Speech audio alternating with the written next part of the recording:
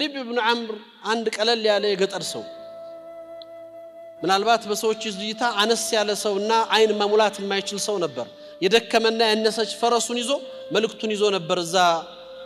ቤተ መንግስት ውስጥ ሄደው እነሱም በተቃራኒ ዝግጅታቸው ሌላ ነበር ሊያሳዩ የሚፈልጉት ነገር አለ እነዚህ መሐመድ ሰዎች ሰለላሁ ዐለይሂ ወሰለም ዱንያን አላዩ የዱንያን ከፍታ የዱንያን ስፋት የዱንያን ደስታ አልቀመሱም እዛው ትንሽ ጠባብ ቦታ ላይ ስላሉኮ የሚመስላቸው እሱ የሚስልላቸው እውነት እየመሰላቸው ነው እስቲ እናሳያቸው እንዴት እንደምንኖር የኛን ሐያት ይመልከቱ ዘመናዊ ነገሮችን እናሳያቸው ፈርሹለት ውድ ምንጣፎችን አሳዩአቸው ውድ ቃዎቻችንና ቆነጃጅቶቻችን አውጡ ብለው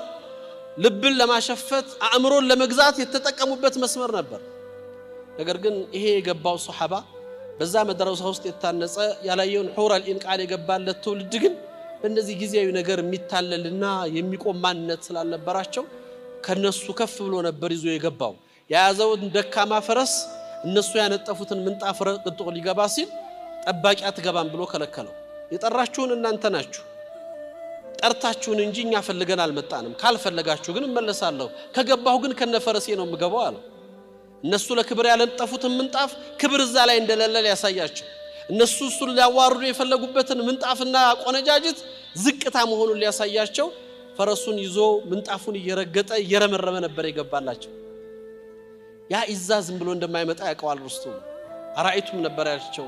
አያችኋቸው እነዚህ ሙሐመድ ሰዎች እንዴት አድርጎ እንደሰራቸው አያችሁት እይታቸው